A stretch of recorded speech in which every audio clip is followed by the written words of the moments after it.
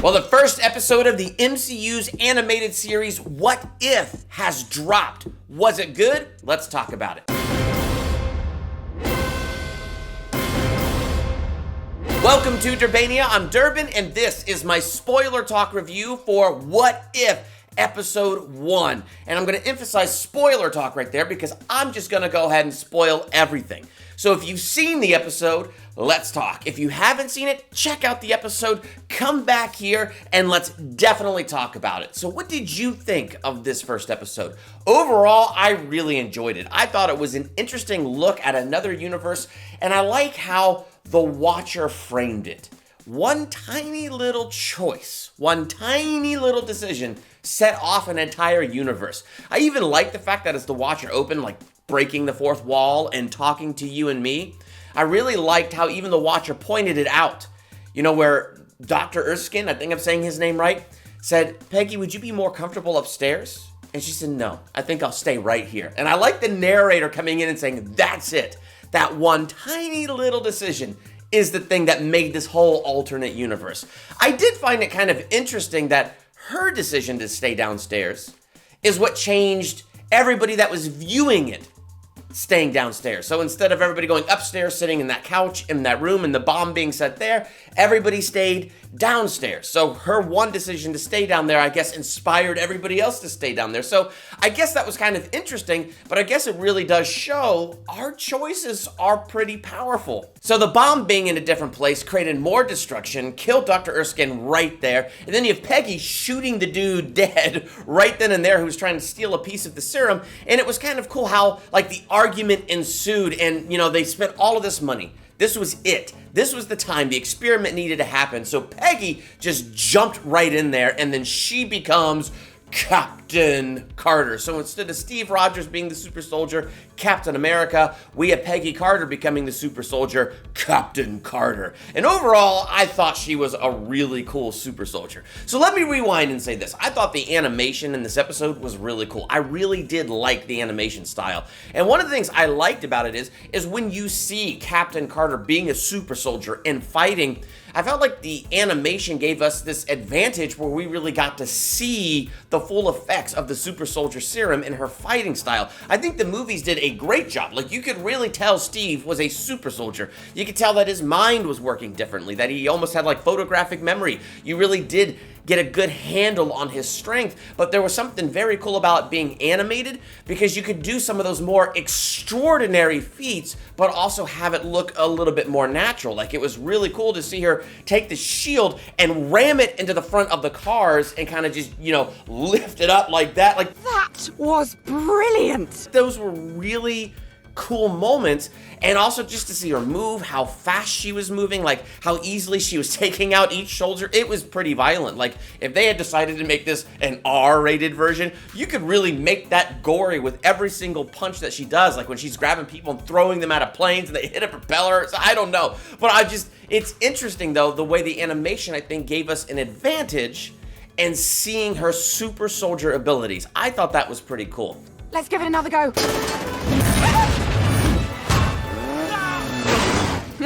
Are you seeing this? And also, as she's fighting for the first time, kind of seeing the joy on her face as she's fighting. But it's like, it's her using her abilities to the full extent for the first time. And there's something about her, like, having fun with it that makes the scene even more fun to watch. Even though if you think about it, it's extraordinarily violent. Oh, I'm usually a bit more covert. But it's, like, fun to watch her having fun with her abilities. Now, I watched this episode twice in a row, and the first time I watched it, I thought it was kind of odd that they did things out of order. So first you see Peggy make that decision to stay downstairs. She becomes the super soldier. She talks to Steve. They flirt a little bit. And then we cut to the Red Skull showing up in Norway, showing up to that sanctuary to take the Tesseract that was hidden in the wall. And I was like, now her one little decision wouldn't change the order of historical events now, would it? If that happened first, that would have happened first. The second time I watched it, I think I saw what they were doing, that it was kind of a flashback, that Peggy and Stark, and they had found that that's what Johann Schmidt was after. And so it was doing a flashback for our benefit to show us that scene, but in reality, they had put the pieces together that it was the Tesseract. Now that made me wonder, how did they put those pieces together? Because in the original movie, Red Skull got a hold of the Tesseract, and they took its power, and they made their awesome weapons out of it. How did they figure this out and intercept? And one of the things I think I picked up on my second watch is the character that represents Tommy Lee Jones was killed in that opening scene. And if he was the strategic leader of the SSR, maybe then they didn't move on the way they did in the movie, thus they were catching more things. And so it was already kind of interesting to see how, like, not only did it affect Peggy's body, the super soldier serum, but it affected her mind. So maybe them not moving on and how Steve Rogers became part of the whole, selling war bonds and the whole thing like that, where he was like a stage performer. So maybe since none of that happened, they were able to do that research, they found that it was coming, and they were able to intercept. But I like that whole sequence of them fighting and intercepting and getting a hold of the Tesseract first. Because one of the really cool things about it is the fact that it's Tony's dad who made the Iron Man suit, which became the Hydra Stomper. What in heavens? I thought that was incredibly clever, and one of the things that I really liked about it is you still see the heart of a hero in Steve Rogers. So Peggy definitely always had the heart of a hero and was always a fighter, and it was very cool to see her be the super soldier and amplify all the good that is in her. But they didn't waste the good that we all know is in Steve Rogers.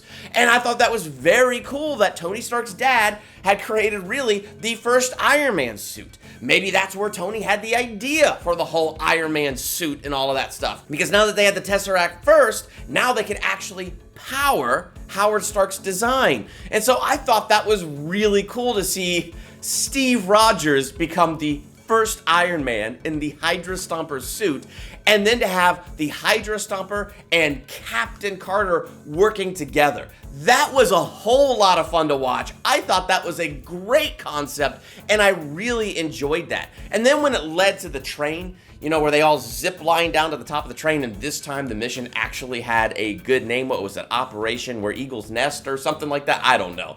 It was kind of cheesy, but it was a pretty good name. But instead of Bucky losing his arm in the scene, which was hilarious when he almost fell off the train and Captain Carter caught his arm, pulled him up, and he's like, "You almost ripped my arm off!" Little nods and Easter eggs like that were a lot of fun.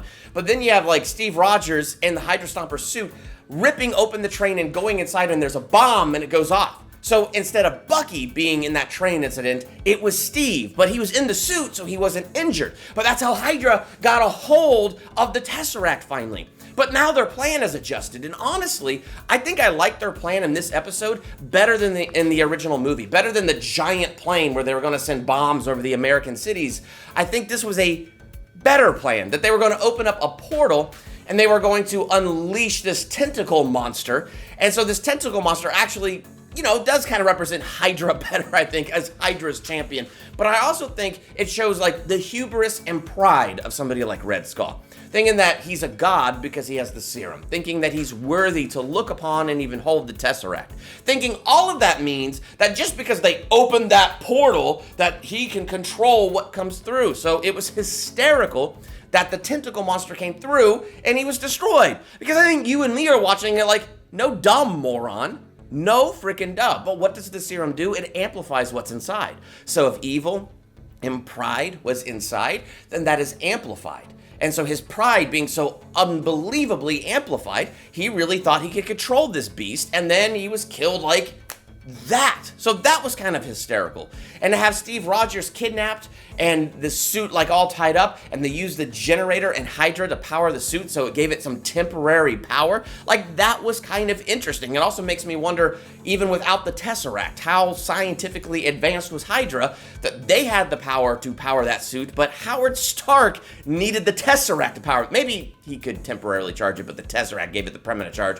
Whatever. The point is, it was fun when you had Steve Rogers show up and team up with Peggy Carter to destroy that tentacle monster. So building up to that, I really did like the relationship between Peggy and Steve. I think they did a great job with that, and kind of, in fact, in some ways, it felt, I don't know, I was gonna say felt like better, more natural than in the movie, but I think they did a good job with it in the movie. Either way, they did a really good job with it here, just kind of building that romantic relationship between the two of them. And so I really like the characterization of both of them. And so then you have Peggy and Steve teaming up there at the end, and I really like Peggy's sacrifice. As the tentacles burst through the portal, Howard Stark has to figure out how to reverse the polarity, and you really see how the serum is affecting Peggy's mind, that she scientifically was able to like quote that back, you need to go reverse the polarity. So it's like showing it's not just making her body strong, it's making her mind strong. So like all of that stuff is really, really cool. In that moment where she's fighting the tentacle monster and she picks up that sword, I mean, to see her wielding shield and sword, I gotta say, it is pretty epic. I mean, if she was the first Avenger and then she comes into that Avengers team with a shield and a sword, freaking epic. And then, you know, Steve is helping her, but then she has to push the tentacles back through the portal, and that's her sacrifice. And in a way, I like that better than just being frozen in ice all of that time. I mean, I like the original movie. I'm not bashing the original movie, but I'm just saying this worked really well for me. Her pushing the tentacles back, going through the portal,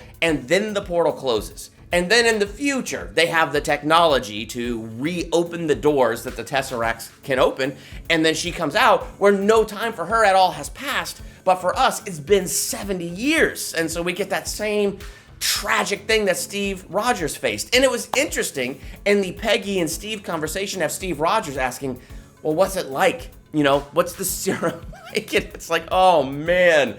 But they did a really good job with that. And I think they did a really good job with the idea of Steve not really being jealous of her. So it was supposed to be him, and he has those thoughts.